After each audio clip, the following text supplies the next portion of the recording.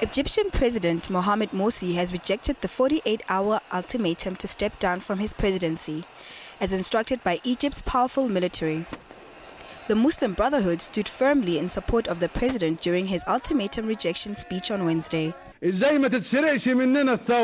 revolution of January 25th and the achievement of its goal completely, and the protection of legitimacy, the price for protecting it is my life, my own life. Tahrir Square is no stranger to political protests, as similar scenes were depicted 2 years ago during protests to overthrow former Egyptian President Hosni Mubarak.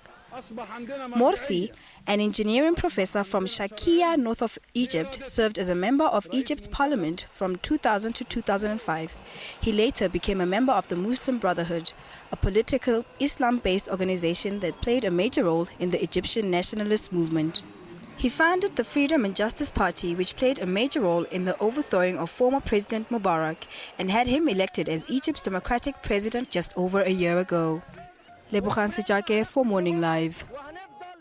All right, as mentioned, we're joined in studio by Tom Wheeler, Research Fellow at the South African Institute of International Affairs. Tom, thank you for joining us. Welcome. Did you see this coming? No, I don't think so. I think the confusion that there has been has just been extraordinary. Yeah. So, but of course, it's never really stabilized since the change of government, when Mubarak was replaced.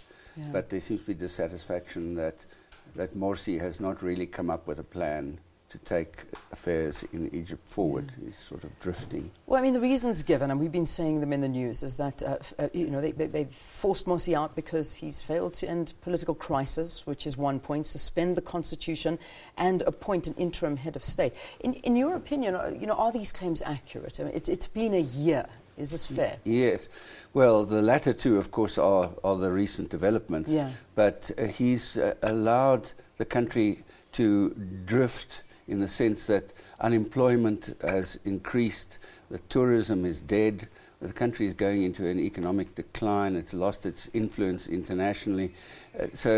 And then add the Islamist factor, that the constitution that has been drafted has a very strong religious overtone, which is not acceptable to many secular Egyptians, and the youth in particular, the urban youth, should we say. Yeah. What do you think is the next step now for the Muslim Brotherhood? Well, they'd better, participate the best they can in whatever new constitutional arrangement comes forward. With, the Chief Justice of the Constitutional Court will be the acting head of state, and they've got to re-look at the constitution to see if they can come up with something that's generally acceptable. And it's going to be a messy business for quite some time to come. Yeah. It's not going to be a quick, easy fix that would be, next week we're back to normal. It's not going to be like that. It's going to be a long time. What about Morsi? What's going to happen to him? I mean, we know that he's under military guard at the moment, but I mean, what does his future hold? Where do we see him going?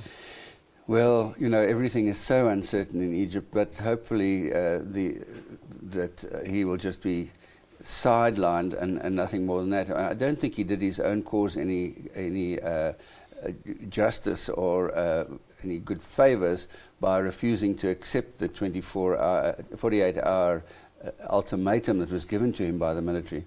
Because, in Egypt, the military has been a major factor for a long, long time, ever since the King Farouk was deposed in the 70s.